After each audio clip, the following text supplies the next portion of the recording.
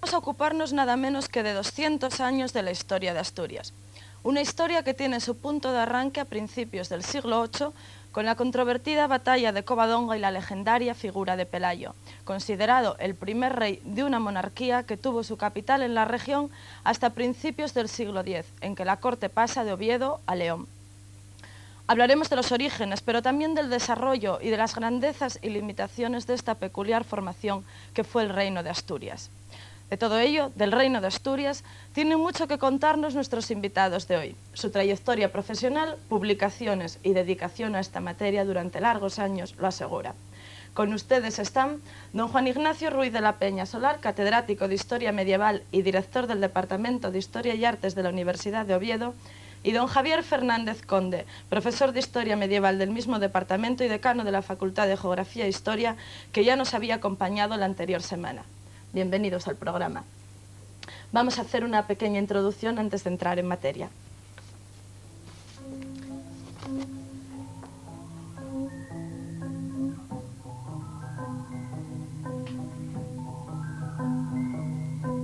Cuando los pueblos escriben su historia, lo hacen siempre desde la óptica del presente, a la medida de sus necesidades. Así surgen, en la corte de Alfonso III, en la segunda mitad del siglo IX, las crónicas sobre el Reino de Asturias, que recuperan a la región como escenario de origen de la monarquía. La vuelta a los orígenes parece hacerse necesaria en un momento en que el marco territorial del reino ha sido ampliado con la incorporación de gallegos, portugueses, castellanos, leoneses, cántabros y vascones. Esta búsqueda y afirmación de las señas de identidad, que se realiza desde la corte ovetense, no impedirá que a la muerte de Alfonso III, su hijo García establezca la corte en León. La información que nos dan las crónicas de esta época remontan los orígenes a Pelayo y sitúan la primera capital en Cangas de Onís. La figura de Pelayo, entre la sombra y la leyenda, aparece como la de un caudillo que abandera a los tradicionalmente insumisos astures y cántabros y que obtiene la victoria sobre los moros en la batalla del Monte Euseba, Covadonga, expulsándolos definitivamente del norte. Así pues, en principio, hay que suponer la presencia de un contingente más o menos numeroso de musulmanes en la región y la de un grupo medianamente organizado en las montañas. Las cifras han bailado mucho tanto al calcular las de un bando como las de otro, pero en realidad ajustar el dato numérico no tiene mayor importancia. Lo que sí nos demuestra Covadonga es, en primer lugar, que la separación entre los pueblos del norte al cruzar el umbral del año 700 está aún sin precisar y que cuando se realice será fruto más de una división política y geográfica que producto de una realidad étnica, lingüística o cultural distinta. Una vez más, las tribus asturcántabras manifiestan su carácter dinámico e independentista, fruto de una larga trayectoria en este sentido, iniciada a finales de la prehistoria. La resistencia espontánea al poder musulmán tiene los precedentes de la ofrecida con anterioridad a romanos y visigodos, lo que nos pone, en segundo lugar, ante una forma de vida que viene de antiguo y se basa en la tribu, en la fuerza de la colectividad. La banda sigue funcionando poco menos que institucionalizada por la escasez de recursos y el crecimiento de la población, razones estas también determinantes en el expansionismo inicial de los reyes asturianos, más que las religiosas o políticas que serían posteriores al inicio de la Reconquista.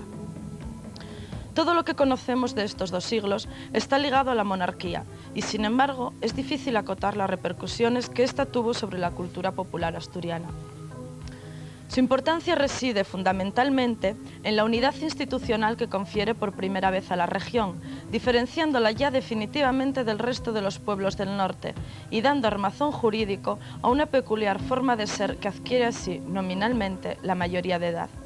No obstante, la corte no modificó sustancialmente la vida de la población, ya que los monarcas trabajaron más en función de los expansivos intereses nobiliarios que en la reorganización interna del territorio.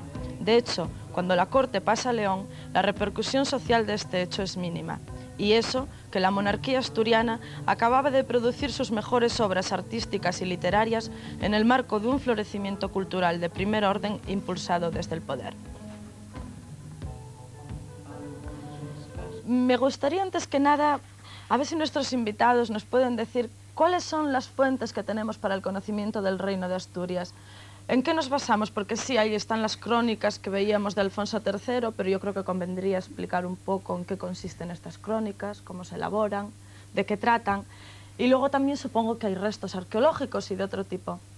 Una pequeña aproximación al conocimiento del Reino de Asturias. Profesor Ruiz de la Peña.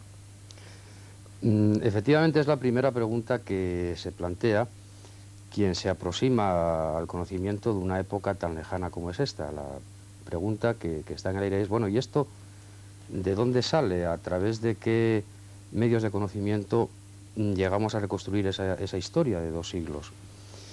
Las fuentes son, en primer lugar, son escasas, es lo primero que hay que hacer notar, y son de diversa naturaleza. Tenemos los textos cronísticos a los que aludías hace un momento. Son textos cronísticos que se redactan al final del ciclo asturiano, en la época de Alfonso III, que además obedecen a una motivación muy clara, tienen una inspiración áulica. Se trata en definitiva de un problema de legitimación de orígenes. El reino asturiano ha dejado de ser ya un pequeño núcleo de resistencia para convertirse en un Estado o en una esperanza de Estado, y había que historiar ese Estado. Entonces, a ese ¿Qué periodo designio, de tiempo abarcan? ¿Qué empiezan a historiar desde Covadonga o empiezan desde el principio? No, bueno, hay textos que tienen pretensiones de historia general, o sea, empiezan desde más atrás. Después, digamos, ¿no? son a su vez de diversa naturaleza, porque fundamentalmente interesan a la monarquía asturiana 2, la llamada Crónica albeldense y la Crónica de Alfonso III, en 2 versiones, una erudita y otra ya más, vamos, más simple, de una menos retocada. Después está una pequeña pieza que bautizó Gómez Moreno, que fue su primer estudioso y editor, con el nombre de Crónica Profética, que sin embargo aquí se atiende fundamentalmente a la historia islámica, es decir, al propio proceso del asentamiento y de la historia del Islam en estos 2 siglos. Después está la tradición historiográfica islámica, que es independiente de la cristiana y que tiene el enorme interés, aunque es muy tardía y está muy teñida de relatos poéticos. La historiografía islámica es muy distinta de la hispánica. Pues sí, coinciden, por ejemplo, en el hecho sustancial de Pelayo y de Covadonga. Es decir, coinciden en la afirmación de la personalidad de Pelayo, de la historicidad de Pelayo, y de lo que fue la batalla de Covadonga, el encuentro de Covadonga, como se quiera calificar. Bueno, por una parte están estos textos cronísticos que son fundamentales. Después están un corto número de diplomas. Esto el profesor Fernández Conde, como máximo estudioso de la obra de Pelayo de Oviedo, algo podría decir sobre estos diplomas. Tienen el interés de que están reunidos en su práctica totalidad en una obra del profesor Floriano Cumbreño, publicada hace unos 30 años, La diplomática española del periodo Astur. Son algo más de un centenar de documentos. Hay que tener en cuenta que aquí se contempla no únicamente la historia de Asturias, sino la historia de todo el reino de Asturias. Es decir, aquí estamos manejando 2 niveles de observación. Asturias, que es el núcleo del reino, pero después está lo que es el ámbito del Estado asturiano, que en la época de Alfonso III, pues claro, rebasa ampliamente, ya desde antes, los límites de las Asturias nucleares. Estos textos diplomáticos plantean problemas serios de crítica diplomática que, bueno, en la parte que toca a los documentos conservados en el archivo de la Catedral de Oviedo, fue los que analizó fundamentalmente el profesor Fernández Conde, siguiendo una línea crítica iniciada ya hace muchos años, fundamentalmente por Barrodigó.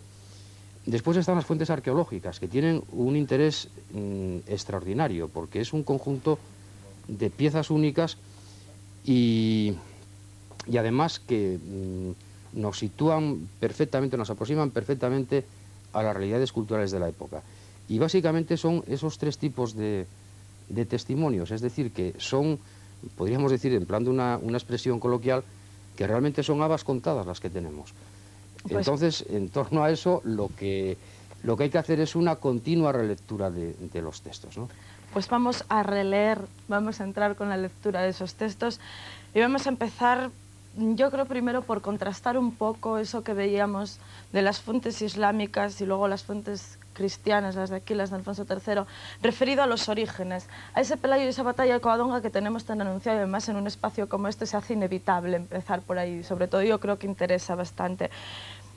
¿Aparece la figura de Pelayo realmente definida? Porque, quiero decir, ¿de dónde viene y a dónde va? Eso es algo que seguro que a la gente le interesa muchísimo, su ascendencia. Yo quería decir, completando lo del profesor Ruiz de la Peña, antes de pasar a Pelayo, un poco sobre las fuentes, porque conviene que la opinión pública sepa cómo son, sobre todo las fuentes, aludía a la manipulación de este famoso obispo Pelayo. Conviene decir algo también, porque es importante, creo yo, ¿no? Que un personaje como este obispo necesita un determinado tipo de fuentes en el siglo XII, y luego no es que falsifique probablemente del todo, pero sobre núcleos que existían de documentos, hace una reelaboración y escribe un precioso códice que se llama el Libro de los Testamentos, y retoca mucho los diplomas, y eso a las dificultades que decía Ruiz de la Peña, profesor de la Peña, de que había pocas fuentes y eran más contadas, y encima, que diríamos vulgarmente, están manipuladas, y eso añade nuevos problemas. Y también con relación a las fuentes, yo quería decir que tal vez se puede hacer acopio de fuentes que no son propiamente asturianas, pero por ejemplo son carolingias o son relacionadas con los suevos, que algunas cosas dicen, y en ese sentido pues se amplía un poco más el número de fuentes, y eso era lo que mi apostilla pequeña a lo que había dicho el profesor. Entonces les pediría que volviéramos después del paréntesis a lo que, por seguir un poco el orden, por si no se nos agota el tiempo. ¿Cómo tenemos ahora mismo situada en la historiografía, situada en la historia, situada para todo el que lo desconozca, cómo tenemos ahora mismo la figura de Pelayo? ¿Tenemos realmente clarificado aquel origen que no se sabía si venía del sur, era del norte, había ido al sur y luego venía, era visigodo, no era visigodo? ¿Hay una constancia real y verídica? Sobre Pelayo. Bueno, hay... Sobre Pelayo, bueno, ya no solo desde el punto de vista de la batalla, sino también como primer monarca. Bueno, en primer lugar, hay algo que parece que está fuera de toda duda, que es la historicidad del personaje. O sea, Pelayo es un personaje que existe y que está ahí. Después, ¿cuál es la procedencia de Pelayo? Bien, indudablemente la que tampoco tiene mucha importancia, más que nada como no, pues no, realmente no. El que sea de un lugar o de otro, no. La vinculación con Asturias parece también clara. Parece clara. Hay dos diplomas de la época de Alfonso III, son diplomas tardíos, en los que el propio Alfonso III alude a Pelayo. Que Pelayo está también en el sur. Alfonso II también. Bueno, después en la donación del 812, que desde luego es un diploma fundamental. Aparece también la figura de Pelayo como una figura.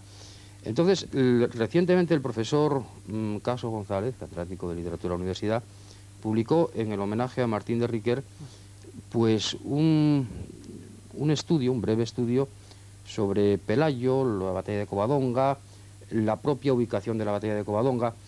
Yo creo, y me parece que más o menos es una idea que comparte también el profesor Fernández Conde, fundamentalmente también a los, a raíz de los trabajos últimos de Barbero, profesores Barbero y Vigil, que aquí nos encontramos ante un jefe local, es decir, es un individuo local, sí, efectivamente local. Dice un cronista musulmán tardío que Pelayo es un rey nuevo que reina sobre un pueblo nuevo. Y es cierto, es decir, hay esas vinculaciones con la nobleza visigoda, pues no, lo que hay ahí es efectivamente un deseo de legitimar unos orígenes. Es el cabecilla de una sublevación de alcance puramente local, y que tiene una vinculación con el lugar donde se plantea el levantamiento, también parece claro hoy en día. De ahí sería luego la elección de Cangas de Onís como primera capital. Porque realmente la batalla de Covadonga fue aislada o se inscribe dentro de otras batallas que hubiera podido haber contra los musulmanes. Bueno, encuentros con los musulmanes, claro, los musulmanes en el proceso de conquista hubo bastantes. Claro. Bastantes escalonadas en un arco temporal muy breve, porque la conquista fue muy rápida, si es que se puede hablar de conquista. Realmente casi cabría hablar de capitulación en la mayor parte de los casos. Sí, porque el Islam se hace con el poder de la península en un periodo de 5 años. Sí, hay una especie de... Bueno, podría también... Los dos, por favor, los dos. Sí, yo lo que creo es que hay un divorcio a estas alturas entre una minoría gobernante, que sigue siendo la minoría gótica, a pesar de que el proceso de integración parece que, al menos en el plano teórico, se había consumado, las últimas barreras, que eran las legislativas, se habían borrado ya, pero a pesar de todo hay una minoría dirigente gótica a la que la mayoría del pueblo hispano, el pueblo peninsular, pues no se siente vinculada. Es que si no sería inexplicable una conquista tan rápida. Es decir, mucha nobleza pues capitula. Tenemos el famoso pacto de Teodomiro, de Tumir, tenemos todo el problema de los conversos al Islam, de todo el valle, de la zona del Ebro. Es decir, que realmente pensar en una ocupación de la península en términos de conquista militar, eso no es una imagen desde luego tópica que hay que desterrar. También es tópico y pensar eso en una batalla magna en la que Pelayo planteara un programa político de reconquista, porque eso es impensable. Los asturianos que nunca se sometieron a los visigodos, de repente quieren reconquistar un reino que perdieron un poco a lo tonto los visigodos. Eso no tiene... Que además tampoco habían considerado nunca como suyo. Claro. Pues bueno, en realidad, volviendo a la monarquía, desde Pelayo, que lo consideramos el primer rey, ¿hasta qué rey exactamente se puede empezar ya a hablar de una monarquía fuerte, o sea, de una monarquía con poder, no de un incipiente caudillaje, de unos monarcas caudillos, no, de monarcas ya fuertes? No sé, bueno, yo creo que el primer rey, como es debido, para entendernos, como Dios manda, sería Alfonso II. Sí, Alfonso II. Pero Alfonso III sería el gran teórico de la monarquía, el que orquesta todas las crónicas, les da un contenido progótico. Alfonso II puso las bases de una monarquía, Alfonso III le da como la cobertura ideológica. De Pelayo a Alfonso II, ¿cómo se va asentando, si realmente se asienta? ¿Cómo va encajando este pequeño reino en toda la población, entre las capas de la población? Porque esa es una pregunta que se plantea siempre. ¿Realmente llegó a calar el reino de Asturias en la población? Yo no sé. Comunes. Sí, realmente cualquiera de los dos puede contestar. Claro, es el problema del grado de impregnación popular de una idea. Es decir, es indudable que la historia la escriben las minorías. Entonces nos preguntamos, pero bueno, vamos a ver. Esto de la monarquía asturiana, el paisano que habitaba en el valle de Cangas de Tineo, a mí me gusta seguir hablando de Cangas de Tineo, no de Cangas de Narcea. ¿Qué sentía? Realmente se sentía identificado. Ese Gadasiera que aparece, que probablemente era de la zona de Teberga, por ahí, en las campañas que dirige Gisán I contra el reino de Asturias, 791-792, aquellos asturianos se sentían identificados con esto. Bueno, pues esta es una pregunta que no tiene fácil respuesta. Parece, y yo no sé si el profesor Fernández Conde opina como yo creo que sí, porque esto son cosas de comunis un poco. Parece que hay un desplazamiento progresivo del elemento autóctono por una justaposición de elementos alienígenas que son en definitiva los que traen un modelo de Estado que aquí no existía, que después se van, porque sí, efectivamente... El conde de Berulfo, famoso, es un hombre que viene de León, se ubica en la corte de Alfonso III, la corte se corre hacia León, como tú decías muy bien, en la época de García y después de Ordoño, y segundo, y le vemos fundando un monasterio en el Valle de Ardón. O sea, es un caso típico de corrimiento detrás de la corte. ¿Y el traslado de la corte a León? Bueno, ¿a qué se debe? Porque justo en el momento en que tenemos a Alfonso III produciendo las crónicas y parece que en un momento de esplendor, casi como poco había en toda Europa, de repente... Bueno, es que la frontera, claro... Bueno, de repente es que volvemos a lo que estábamos antes, que la frontera tampoco... Sí, había frontera, pero que estaba muy lejos. Claro, estaba muy lejos ya. Claro. Es verdad que se desplaza hacia abajo. Claro, en Vímara Pérez repuebla Oporto en el año 868. Claro, el reino, dice Alfonso III, la iglesia crece y el reino se amplía, ¿no? Y eso es un problema. Se dice en la crónica. Claro, a mayor amplitud, menor cohesión. Y ahí es cuando se producen todos esos movimientos separatistas de las alas, porque la historia del reino de Asturias es un poco la historia de una lucha interna entre un centralismo asturiano. Es curioso, pero es que se pueden emplear estos términos cuando dice el albeldense de Alfonso III, claris in Asturis, fortis in Vascones, o humilló por las armas la fiereza de los vascones. Es decir, es que los gallegos y los vascones están luchando contra el centralismo obetense. Profesor Fernández Conde, háblenos un poco de este centralismo obetense.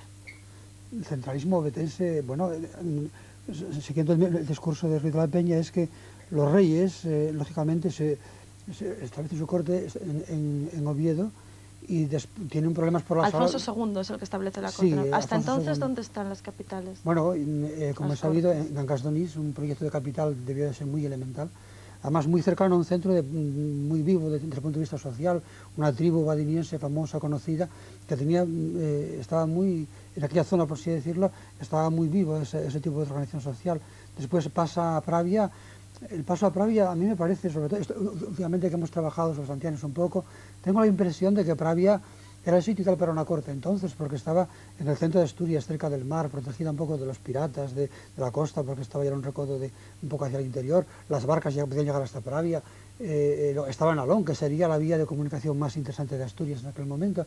Entonces la ubicación en Pravia, yo pienso que no fue casual, estaba mucho más comunicada que Cangas-Donís, evidentemente, y luego ya pues Oviedo sería el tercerito de esta corte un poco ambulante que terminará de caminar pues, en León y luego seguirá hacia el sur hasta Sevilla, cuando ya el límite de España ya no es Mediterráneo, sino es América, la corte va expandiendo hacia el sur. Entonces el centralismo es que bueno, los reyes asturianos tienen que lidiar a vascones, que son siempre insumisos y rebeldes, ya una nobleza gallega que es cada vez más poderosa y hay pactos, hay rebeliones, hay también podríamos hablar de una especie de política familiar, buscar condesas o buscar nobles. Alianzas, ¿no? Matrimonios incluso, pues el caso de la mujer de Alfonso de Zuela o el caso de Alfonso III, que busca a Jimena para tener paz con los navarros. O sea, hay toda una política muy cuidadosa de alianzas para mantener ese equilibrio Entonces político. realmente el reino de Asturias fue fuerte, muy fuerte, tuvo mucha fuerza, quiero decir, solamente porque si, se me ocurre en el momento, pero si contra él se están levantando vascones, si contra él se levantan gallegos, si él avanza el poderío de los monarcas asturianos, entonces realmente debió ser férreo, debieron ejercer algún tipo de control, porque si no, no es lógico que se levantaran contra ellos. Bueno, es una realeza fuerte. Dice Barródigo en una obra que yo creo que sigue siendo la mejor obra de historia política sobre el reino de Asturias. Pues dice que en ese partir de cero, que es el hacerse del reino de Asturias, realmente la gran institución es la realeza. Cuando se habla de los reyes caudillos asturianos, es que es así. Ahora, un control férreo, pues no hay ni frontera.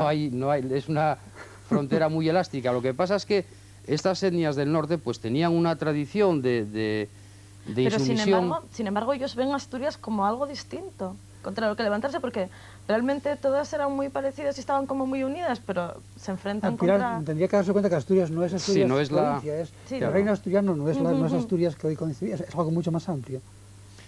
Sí, después las fronteras son eso, fronteras muy poco precisas, no son, claro, no podemos transferir estas categorías actuales que tenemos a esta época. Ahora, indudablemente es una realeza fuerte, son muy hábiles los monarcas, hay que tener en cuenta, y yo creo que es un factor bastante tener en cuenta, la longevidad de los dos grandes monarcas, de Alfonso II y Alfonso III. Claro, son monarcas, Alfonso II reina del 791 al 842. Es un periodo muy largo. Alfonso III del 866 al 910. Son monarcas que pueden llevar a término programas de largo aliento por la propia duración de su vida. Y después son monarcas muy hábiles. Son realmente lo que decía Fernández Conde, ese sistema de patos, y que tienen que ser patos de familia, porque en esta época es lo verdaderamente operativo. Ese empeñar, por ejemplo, a la nobleza gallega en la repoblación del norte de Portugal. Ese el buscar la creación del reino de Navarra. Lacarra dice, apoyar la creación del reino de Navarra para tener a los vascones metidos entre dos fuegos. Esas relaciones con los carolingios. Que rompen cuando les parece. Las relaciones con Carlomagno. Bueno, Fernández, puede hablar Fernández Conde. Las relaciones con Carlomagno, que a mí me parecen ser tan interesantes. En aquel famoso congreso que se hizo de cultura asturiana allá por el año 40 y pico, hay un artículo muy bonito sobre las relaciones de Alfonso II con Carlomagno. Son relaciones, primero, saltan a la vista nada más cuando se conoce la cultura carolingia, los monumentos carolingios y todo eso. Incluso a mí un día me sorprendió muchísimo porque hablando con un profesor catalán, con Río, aquí en Oviedo, yo le preguntaba, estas niquias o estas pequeñas, niquias, o ¿cómo se llaman? ¿Cómo diríamos así más sencillo? Pequeñas hornacinas que hay detrás de los altares de las prerrománicas, que no sé muy bien para qué eran, ¿no? Y yo le pregunté, dijo, pues no sé, y al poco tiempo me escribió que había encontrado en una crónica del pseudo Fredegario, que es una crónica francesa carolincia, dijo, pues eso sirve justamente para depositar el Santísimo, que es una especie de sagrario, cosa que nosotros no concebíamos en la liturgia visigoda, que era la que se utilizaba en la época de la monarquía asturiana. O sea que hay relaciones, aparte de las políticas, de pactos, de visitas mutuas, de apoyos, de la tradición misma también está hablando de eso. Sin embargo, hay un momento en que cuando Carlomagno, por una serie de razones, se lanza, por así decirlo, hacia el sur del imperio con un proyecto de conquista, parece que hay un retraimiento de la monarquía asturiana en contra de Carlomagno y pone freno. Y esa política de mano abierta parece que se cierra un poco en la última etapa de Alfonso II. Por la literatura que conocemos, que es muy escasa, se puede incluso documentar. Sí, además, por ejemplo, el respaldo que da Carlomagno en la convocación de la querella adopcionista a la iglesia asturiana, claro, frente a una iglesia mozárabe que era realmente la iglesia española. Claro, Carlomagno apoya ahí a la iglesia asturiana como veladora de la ortodoxia frente a la ortodoxia adopcionista. Que las crónicas no citan ni una sola vez. Ni una sola vez. Eso es precioso. Nada. Es evidente por qué no lo hacen, claro. Sí, las relaciones con Carlomagno las conocemos a través de las fuentes francas. Sí, Antes aludía oportunamente Fernández Conde claro, esa documentación se amplía con las referencias a la documentación franca. Es que si no, con la documentación asturiana, bueno, está la famosa carta al clero de Tours, también, que de autenticidad, no se puede, en general, sí. Pero realmente, claro, en este momento en Europa, en la Europa occidental, es Aquisgrán y es Oviedo, o sea, y es más, incluso Gautier se dice que la... igualdad? Bueno, no, igualdad no. Ahora, lo que los franceses, la historiografía francesa, quiso ver, un sector de la historiografía francesa, una cierta relación de dependencia vasallática de Alfonso II respecto de Carlomagno.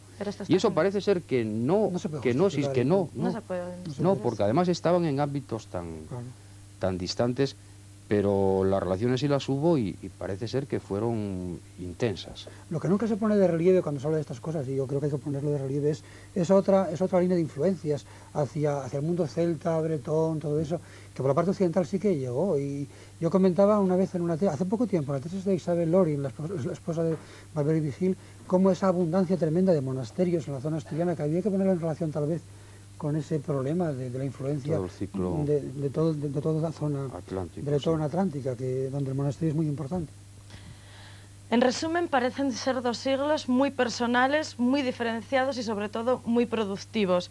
Tanto es así que a su arte, al arte asturiano de esta época que hoy no hemos tocado,